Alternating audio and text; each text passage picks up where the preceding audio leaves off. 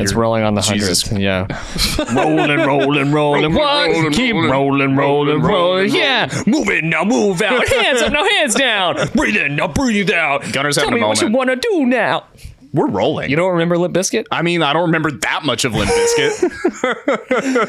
Howdy, everyone. Welcome to the 100th episode of Texish, the show about some things Texas. And some things kicking ass at podcasting. Oh, yeah. Tito's and Shiner, gonna be an all-nighter, and I just might find her at the Whataburger line. Dance halls and women, but man, I'm wishing that I was fishing by the river tonight in Texas.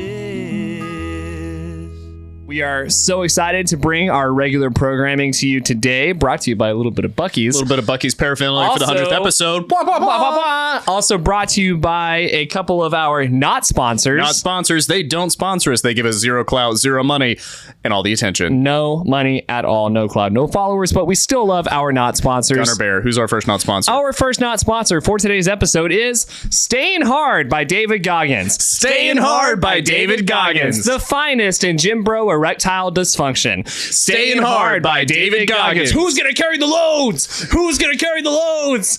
You are with Staying Hard by David Goggins. Giving Frank Thomas and Eugenics an ultra run for their money since 2023. Staying Hard by David Goggins. Fix your ED by yelling. Staying Hard by David Goggins.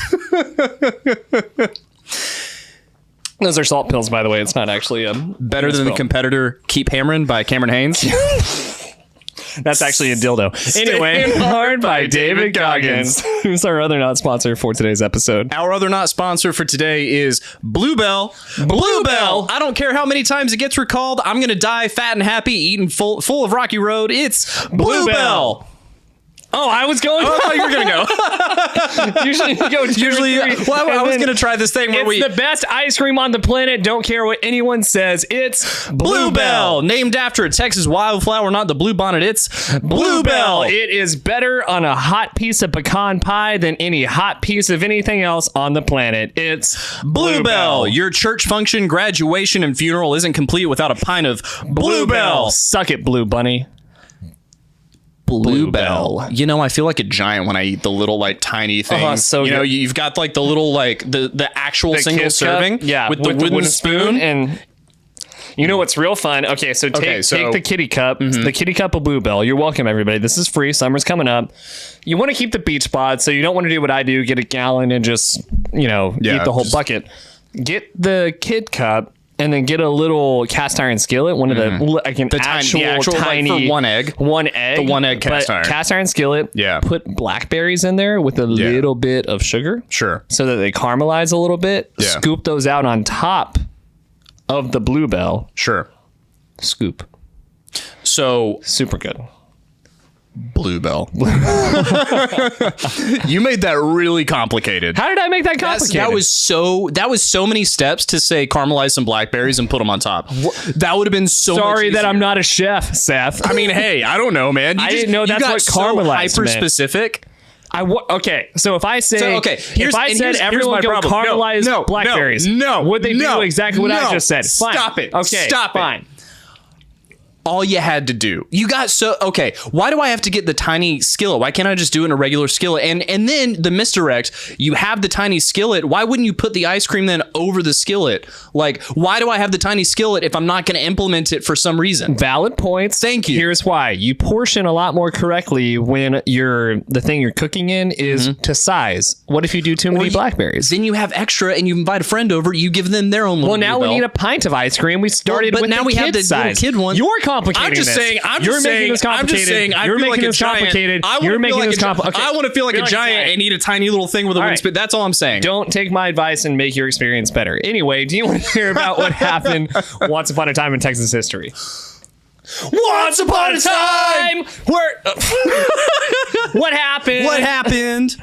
Once upon a time. So once upon a time in Texas history, and this is a fun one because it's a rare occasion where the thing happened on March 24th or May 24th, and it's May 24th. Not the day this comes out, right? But you're going to be listening at a different time, so that doesn't matter to you at all. May 24th, 1992. Cap Chain III caught what is to this day the biggest shark off of the coast of Texas ever recorded. Okay. Which I did a deep dive here, and I'm a big shark guy. I love sharks. I'm a bit of an Anthony Jeselnik type of person when it comes to sharks. Shark party.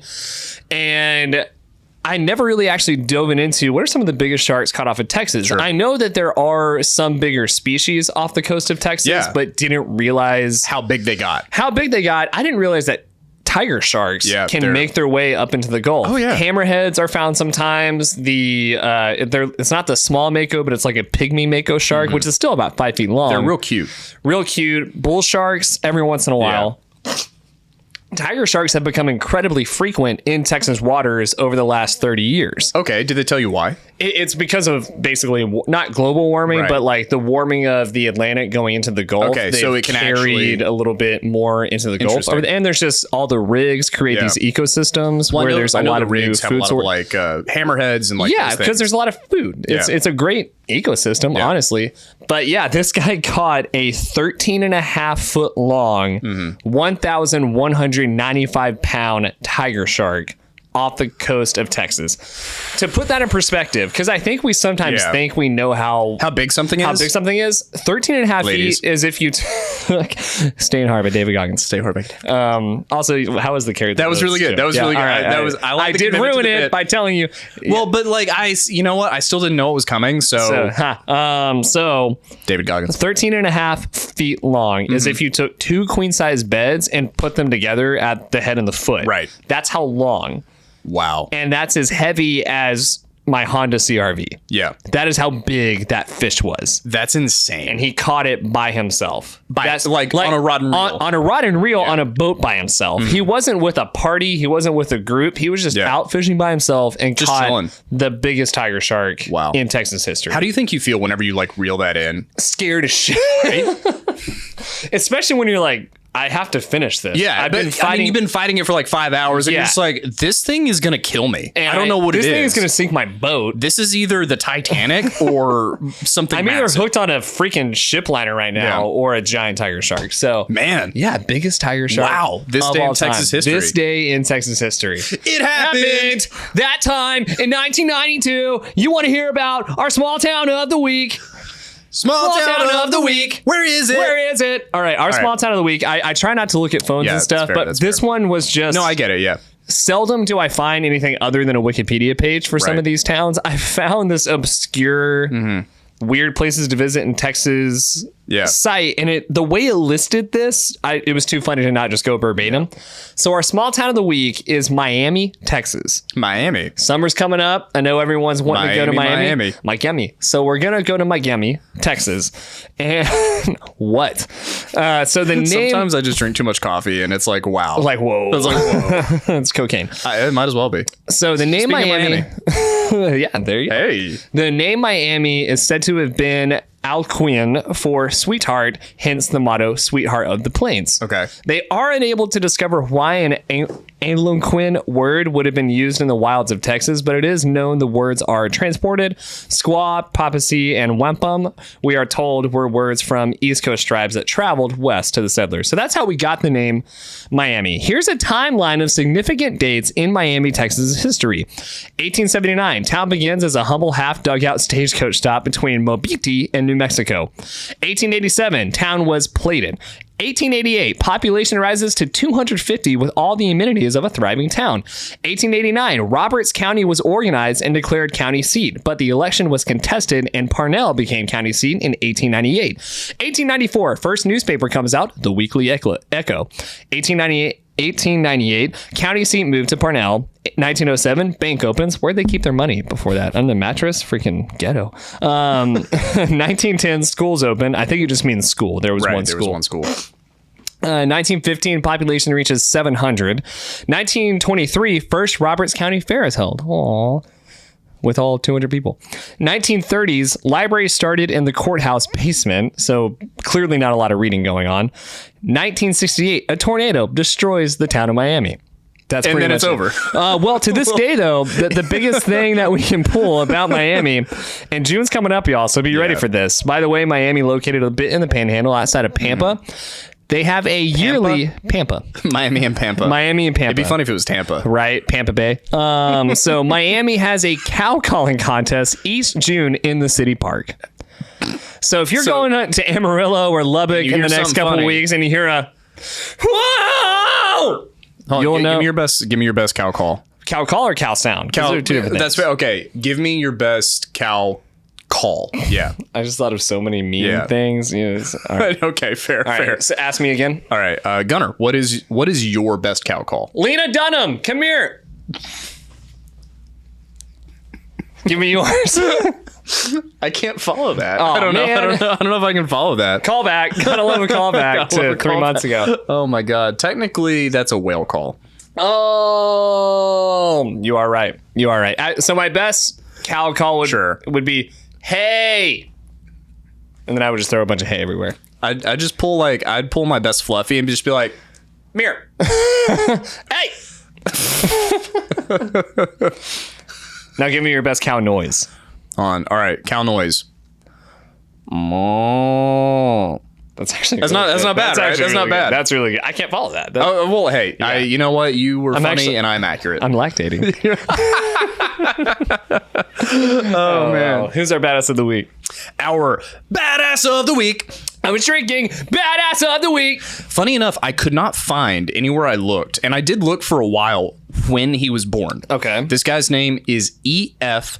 Kruse. Kruse. Ed Kruse. Okay. Ed Kruse, which is how I saw it pronounced. Okay. Took over what was at the time what became the Bluebell factory. Okay. Yeah. Really? All right. In 1919, he takes over the. I'm actually gonna. I don't want to. I got to get it right. You don't have to screw it up. It is Bluebell. I'd rather not. Yeah, exactly. So at the time, it was the Brenham. So Brenham. The Brenham Creamery. Yeah. Brenham had a lot of dairy farmers, and they still has a lot of dairy farmers. Realized that if they pulled together and combined their dairy, they could sell more effectively. So they started the Brenham Creamery. Okay, and it was going okay, but financially they were hitting some hardship. Yeah, heading toward utter disaster. They hire Ed to take over as manager. Okay, in 1919. All right. And he is so committed to making this venture successful that he goes without pay for 6 months. Really? He doesn't cash the check until he's certain that he can turn this factory around. Is his paycheck going back into the business, basically? Or is he's just saying, not taking anything? He's like, this is allotted to me. I'm not cashing it until I know that this is actually going to be a successful endeavor. Okay. So he basically turns the entire creamery around. Yeah. He makes better connections. He starts distribution and makes it successful. Okay. So in 1930, he changes the name to Bluebell. They find that the ice cream sells better than everything else. Yeah. They start producing 10 gallons in an hour. They're churning their asses off, right? Yeah. Oh, this is by hand. This is hand still. So they're doing it by hand at first. Yeah. And because they're doing it by hand, it's higher quality. Duh. So they start selling really well. Okay. Once it becomes clear that the way he's running the factory is more successful than anybody else could, he changes the name to Bluebell after not the Texas state flower, but a flower similar called a bluebell. A lot of people don't know that is an actual flower. Okay. Whenever it blooms, it's bigger than a bluebonnet and similar in color, but darker, almost purple. Okay. Hot take bluebonnets are lame. Anyway, they're very delicate. They're very pretty.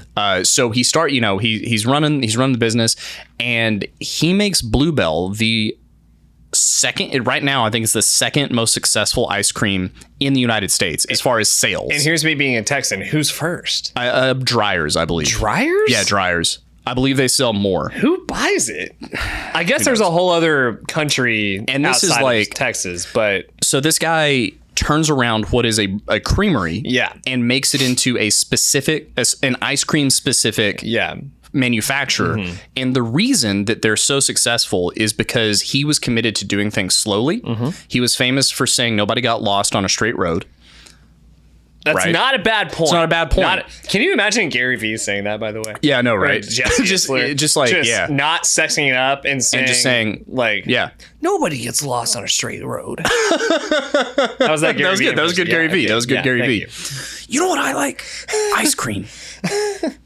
Every day we're going to sell one flavor. I'm just crushing. I'm going to sell ice cream to the Jets. I sell all the time. I'd rather the Jets be sponsored by Bluebell. Anyway. Side note about Gary Vee. Andrew Schultz made a joke about him buying the Jets. Yeah. And he was saying that's going to be, you know, the most significant thing to happen to the New York Jets in New York City. Basically ever. Right. Yeah. And in my head, I immediately was like, well, you know, that's just the second worst Jets-based disaster in New York history. Anyway, E.F. Kruse brings in his entire family to run Bluebell. And to this day, as of very recently, it was a family-run and operated business. They never owned it outright. Really? So, for whatever reason, they chose not to own the creamery. Okay. They chose to run it. So they're on there's still family members on the board. Yeah. There's still family members in various positions, and they were CEO and operators for a long time, but they never actually owned it. And I thought that was fascinating. Yeah, who owns it? I'm not sure who owns it, but it is a privately held company. Privately held company. Yeah, okay. So they don't have to disclose like their sales or anything. That is wild. It's really wild. They do sell more than Dreyer's then. I can't fathom that Dreyer's is selling more than Bluebell. We will we'll get into this at some point, but there was a point in Bluebell's history where they went through a little rough patch, and I'm just gonna bookmark that for later. Oh, there's a thing coming There's later. a thing coming later. So we won't talk about it right now. I probably should go with that. Hey, gotcha. No, you're fine. Hey, comedy. So yeah, Ed died of cancer in 1951. Yeah, from ice cream or just from, he was just too good at life, honestly. Got it. But I wanted to celebrate for a second this Texas badass who was born in Brenham, who took over a creamery, who grew it from a tiny, one county creamery to the national ice cream giant that it is today. That's awesome. Based on work ethic and adhering to principles of quality. Yep, and objectively the best ice cream you can possibly get. And I need to do more research. Maybe like, where is this movie? But like, he started out as a school teacher. They brought him on from school? He was like 20 whenever he started. What? Yeah. I mean, those who can't teach make ice cream. And really good ice cream. Really good at it too, yeah. Look, it's not the 1920s anymore. Everybody has a business or a startup of some sort, whether it's a side project, whether you've ditched the silver spoon and are going all in on your side hustle to make it a full-blown business, or you have a small business already, but you've hit a plateau in growth and you're trying to find different ways to turn your marketing dollars into legitimate revenue. Well, Creators Collective is here for you. They are a full-service marketing agency offering marketing, branding, logo design, copy, video, social media management, anything custom to your business or your startup or your side hustle that will help you grow your bottom line, grow your brand reach, and just feel like you have the best dang company ever because your marketing assets are frankly better than everybody else in the game. So what you need to do right now is go to creatorscollective.us and contact them to schedule a call and find how Creators Collective can help you grow your business for the long term. That's Creators Collective. Schedule a call and just grow your freaking business with marketing that freaking works. Can you imagine a Wolf of Wall Street version? Like Martin Scorsese presents. And we're going to talk about it next week. There's so much. We're going to talk about it next week. All right. Stay tuned for next week. Stay tuned for next week. Also, go to Bluebell Pint. You're going to the HEB. Oh, yeah. What's the pint? Bluebell Pint? Cookies and cream. It is their most popular flavor for a reason. That's true. I honestly think that the Bluebell Cookies and Cream is the second best ice cream you can get in a grocery store. What's first? Cherry's Garcia. I know. Okay. It's not everybody, but that's my favorite. That's my favorite. I'm going to let the comments take care of that. Yeah, please. Let them, what's your go-to? Chocolate chip cookie dough, which is not as popular as I thought it. I just thought I think it's the best flavor ever. It's such a good flavor. And I love the texture of the cookie dough you get with the ice cream. And I really like chocolate chips. Just something about, because even chocolate chip ice cream from Brahms is delicious to me. So yeah, I always get chocolate chip cookie dough. Yeah. And it's kind of fun because Jenny loves cookies and cream. So cookie two-step is just both of those. the best thing ever. That's a really good one. It's a very good one. Yeah, it's a very good and one. I felt very loved. Ryan here, shouts out Ryan. Shout out Ryan Gallego. DM'd me when Bluebell dropped their Dr. Pepper flavor. Yeah. Said, I just thought of you when I saw this. Oh, Clearly they listened to the podcast. Clearly. Dr. Pepper and Bluebell, the collab everybody wanted. Did we say that? We never did, but okay. we did have a Dr. Pepper reel go incredibly viral enough. Fair enough. Yeah, and you know, Bluebell is cool with viral stuff. It's the bacterial stuff they worry about. We'll get there later. We'll get there later. Stay tuned for next week. Next week. Texas update. Let's do Texas update.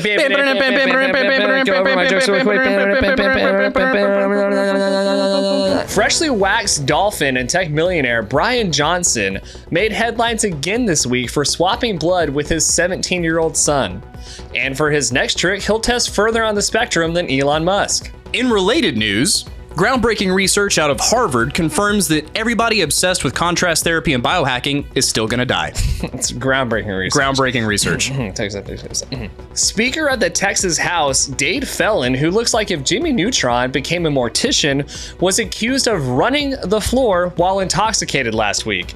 Said Felon, you can take boy out of lacrosse, can't take lacrosse out of boy. The third annual gathering of the Kyles in Kyle, Texas, unfortunately was unable to break the record for the most people of the same name to be gathered in the same location. They did, however, break the record for most mayonnaise consumed in an afternoon.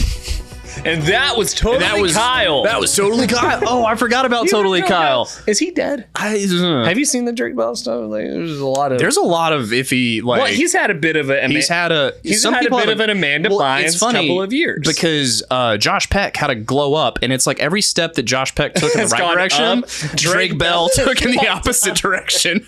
He had a glow down. It's clearly, something bad. Something real bad. Karma is real. Right. Clearly. Someone did something good. Yeah. And have you seen some of the old Disney stars coming out with their own podcasts lately too? There's the chick in Dallas. Yes. The Even Stevens girl. Kruse Romano. Yeah. Who was also Kim Possible. Yes. What's the stitch? Dude. She's got a podcast. The Cartoon Crush. The guy, there's three brothers. Jonas. Not them. Technically, there's four. Yeah. A third of them have diabetes. Anyway, that's a Bo Burnham joke. I love that. Yeah. But the guy from Boy Meets World, the handsome guy, in the later seasons. Ooh, I can't remember his name. Sean something or Hunter or something. All to say, those three brothers have a podcast now because they were all Hollywood. It's just interesting. All these it kind of makes sense. They have great stories. Yeah. Christy Carlson Romano's show is actually kind of interesting because she has Beans on as like her co-host. Yeah, he is really funny and very funny, very clearly very good at his job. Yes, and also like it's interesting to see someone like that be serious because his character was so off the wall as a child, and then you see them act normal. Yeah. It's a bit of a trip, or even on that. I feel so bad that I can't think of their names right now. But those three brothers, have a podcast. It's the one that was in Mrs. Doubtfire with Robin Williams. You know, I know exactly what you're talking about. Yeah, and he tells a story of like witnessing Robin Williams' insane depression, or tells a story of like being asked to perform sex on a male producer as a kid to get a role. And what do you do? And it's all this stuff that you're like, oh yeah, I don't envy that at all. And they're not doing it in the like, no one should envy my life. They're just telling stories what happened that make you realize, oh yeah, I don't want that at all. And you've got the Culkin brothers. I need them to do something because they do a couple of things separately, but I need them to come together to do like a podcast. There's not necessarily there's three of them, and they're all insanely talented. The oldest one is the reason there is a law that makes sure that child actors have a trust set up. Really? So is that Macaulay or that's Macaulay Culkin? Okay, I can't remember the name of the law, but like he's the reason pretty much because dude, their parents were really mismanaging all the money they made. Shocker. And you hear these stories of the Culkin brothers. They had like a 1-bedroom apartment. They all slept on a mattress on the floor in the living room as Macaulay was like working on Home Alone. Which is crazy. Yeah. I mean, Shia LaBeouf, same thing. He's come out and said a lot of the stuff in Honey Boy was not accurate. Yeah. But the part about him being in the Boys and Girls Club and living in a hotel room with his dad was true. Yeah. That was actually happening, which is crazy. Insane, right? Insane. And speaking of podcasts. Speaking of podcasts. 100 episodes. Dude, we made 100 episodes. We have made 100 episodes of this show. Whenever we started, we said we don't know what's going to happen with it. We don't know where it's going to go. All we can say is that every Monday we are going to release an episode. And we have held true to that with we missed one. I think one or two Mondays. I think post Leadville. We took a week off. We took a week off because we were both like, oh my God. Can't breathe. Yeah. And it's been a wild ride. It has been a wild ride so far. And I mean, look, we started with 2 snowball mics and a laptop, and now we are in a professional studio. Now we are in Pouch 6 Studios here in Austin, Texas. Make sure to book your time at pouch6studio.com. There you go. We are not sponsored by Buc-ee's. No, we're not, but we should be. We should be. Look at this. Look at this. This is amazing. Check out the summer line. Hi. Sure. We want to do some bigger stuff for 100. If anybody wants to donate like $10,000 to us, we will do some insane things for a special. And we do have some stuff planned down the road. It was just going to be too hard to get what we wanted done in time. And a lot of life has happened. A lot of life has happened in very good ways. Especially recently. But a lot of life has happened. But we keep showing up. And we keep showing up. And to do this show. If nothing else, that's what we've done. And we've accumulated several million views. Which is crazy. You know. Do you ever think about that? Like, I'll be driving down the road and realize it honestly makes me watch what I say a lot. A little bit more. Not in a scared way, but I just want to make sure even if we're joking, make it tasteful as I possibly can. Positive, tasteful. Because it'll hit me that, 1 million people. To put it in perspective, saw that. Physically, right? Austin, Texas population is not 1 million people. Which is incredibly hard. Which is wild. Yeah. I mean, the surrounding areas, sure. Yeah. But like Austin, Texas is like, what, 800,000, 900,000 people, something like that? Yeah. More people have seen our things than live in Austin, Texas. And have mostly enjoyed it. For the most part, have enjoyed it. Well, even even some of the ones where you're like, oh, that didn't perform well or whatever, like we'll get something with 3,000 views. Yeah. Put 3,000 people in a space. Yeah. That is a packed house. That's Red Rocks. If a band sells out 3,000 people, that's a good night. They lose their mind. Yeah, heck, that's amazing. If you make a movie and 3,000 people see it, that's pretty freaking cool. That's pretty amazing. So very stoked about that.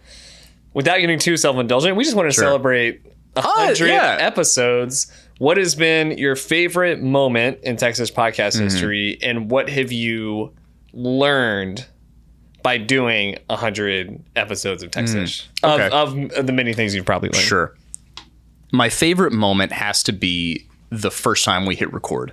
Yeah. With the little snowballs on our laptop. Yep. Like, what are we going to do? Holding them like sitting across from each other. Make sure we don't get too far. Honestly, that first one is my favorite one. Yeah. That was a really special moment for me because we'd been talking so long about how we could do something creative together. Yeah. But we never really figured out quite what it was going to be. Yeah. So just doing it, the act of doing it is my favorite memory as far as like starting this. Yeah. Yeah, what about you? And I'll answer the other one after you. God, I mean, there are so many moments. Because I think about these little moments starting. I think about calling Pa. I think about that was a fun one. I think about transitioning to the radio room. Yeah, the original one. Yeah, I think about the first time we walked into the studio. Yeah, pretty crazy. Pretty freaking crazy. Man, there's so many, and it spans that spectrum of emotional and just cool feeling. Yeah. I'm gonna have to go with it's the collection of moments that I've caught you off guard and have made you laugh. Like when I made the Lena Dunham joke, and we had to end the episode, and we had to end it there, and made you laugh. Or earlier when I made the "Who's Gonna Carry the Loads" joke, and you laughed really hard.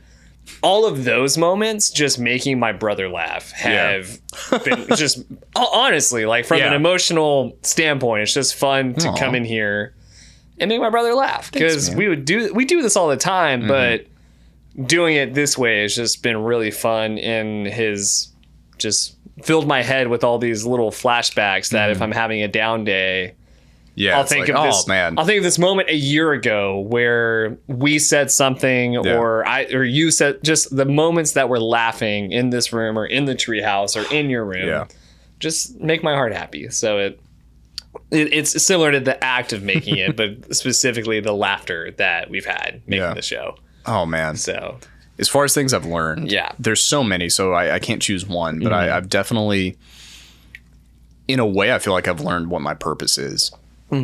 I feel like by doing this, by entertaining people in our own small way, I've learned what I'm supposed to do with my life. Heck yeah. And so that's the biggest thing. But beyond that, it's learning the consistency aspect of it. Showing up. Learning how to ask for help. Learning how to say, I can't do this. Learning those things. Learning how to truly engage and interview somebody has been really rewarding. What about you? Okay, don't forget to follow Seth's newsletter, Cowboy Up. Where can they subscribe to that? You can find me on Seth Daniel Rogers at Substack.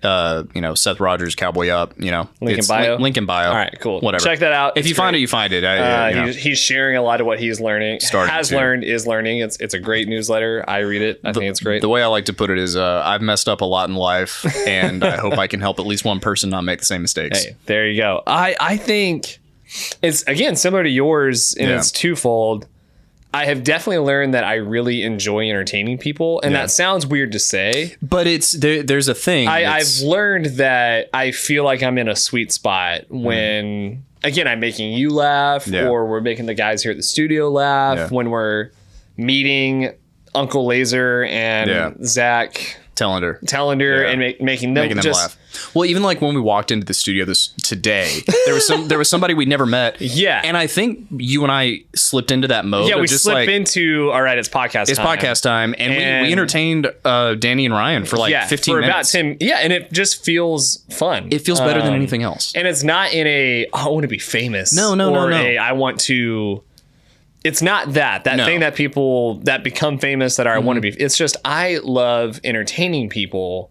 And so I want to always have some sort of outlet where what I'm doing is creative and makes people laugh. And on top of that, I've learned how to write jokes. You have, and that's not something I thought I would ever be able to do. I've always appreciated comedy, both from a movie standpoint and from a book standpoint, stand up. But I've never seen it as a craft, really, or I've never perceived it as something I can sit down and write jokes. That if I read them out loud, someone would laugh. And doing Texas Update, or even actually writing our not sponsors out, or just thinking of how we're going to talk about stuff and premise punch. I'll catch myself, man. I'll think. I catch myself thinking of, as Bert Kreischer would put it, thinking of goofs. Like, no, I'm always now, because when I run, I pray and talk to God a lot. And I also just think. I'm just thinking, and I've started thinking in premises, and I've started thinking in punches. So it's taught me how to write jokes, and I actually appreciate having that skill set, because it makes this better. Absolutely. But it's also made like my profession as a copywriter and a content writer, in my opinion, better, because I know how to inject a little bit of humor. Well, because all sales is setup. That's all it is. That's all it is. It's set up and punch. It's less funny. Yeah, it's way less funny. And if you go too far, there's consequences. Every now and again, I'll send somebody like something I did as a draft, because whenever I write copy, like you, I write jokes, and I'll send them the actual draft full of comedy. And I just enjoy doing it, because they're like, this is hilarious, you can't post it. And I'm like, I know. All right, I'll fix it. I know. We'll bring it in. I just wanted you to see it. So that's I've learned that I enjoy entertaining people. You're also very good at it. Well, as are you. Thanks, man. And I love what we get to do together. I do too. And I love you. I love you more. Even if we didn't do this, we would do this. So that's what I've learned is people think that we practice this. No. Or people will come up and say, y'all's chemistry is crazy. How do y'all do that? We lived in the same house for 18 years. Yes, we did.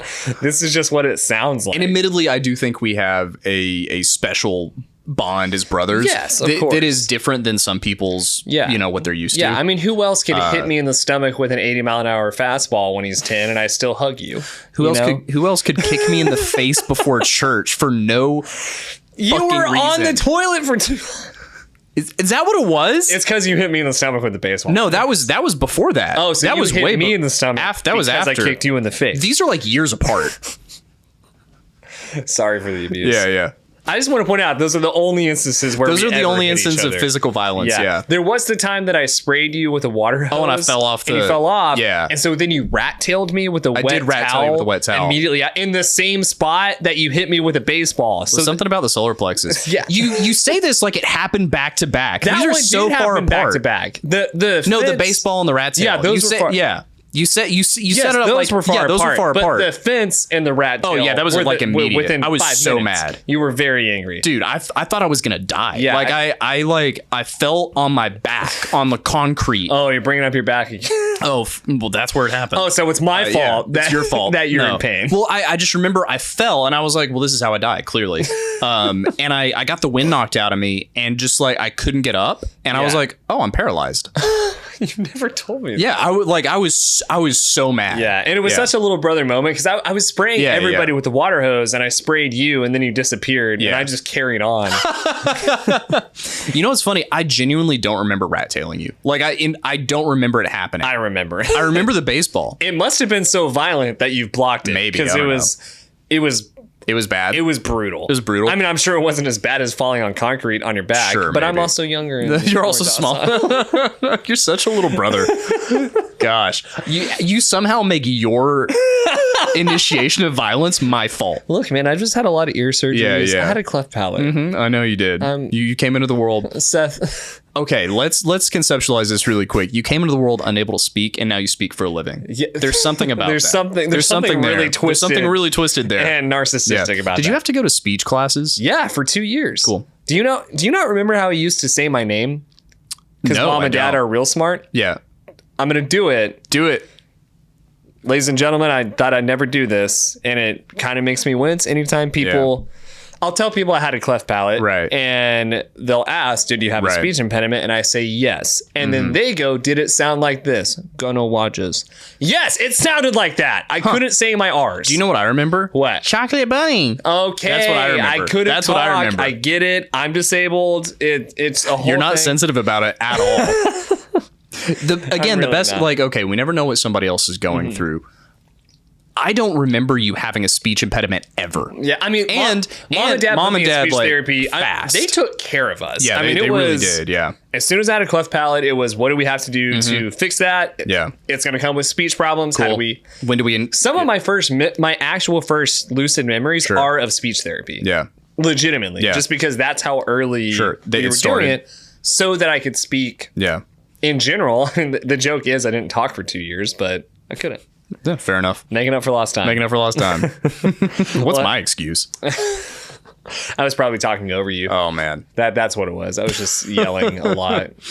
You were the vocal one. I'm for sorry. Sure. I'm such an attention whore. It's fine. Don't mean to. I'm the emotional support brother. If we're both emotional That's support. true. You're the one right now. Yeah. Yeah. Fairness. Awesome. Well, hey, thank you all for supporting Thank you guys us so by much. listening. 100 episodes. 100 episodes. It is cheesy, but there's a reality that if you didn't listen, we wouldn't do this at this point. True. But listeners keep growing. Thank you to the new listeners. Thank you to people who have been with us since the beginning. Like, share, follow, subscribe, Texish Pod, all the things. Buy some merch, texishpod.com. Episode 101 coming at you next week. Don't forget to pick up your very own David Goggins Stay Hard ED supplements. Stay Hard by David. Staying Hard by David Goggins. Staying hard. Be on the lookout for Cam Hanes. Keep Hammering dildos coming out soon as well. Very soon. They should be really fun. They'll be fun shaped. They're bow shaped. They actually are. Yeah. Just not as pointy. Bye, y'all.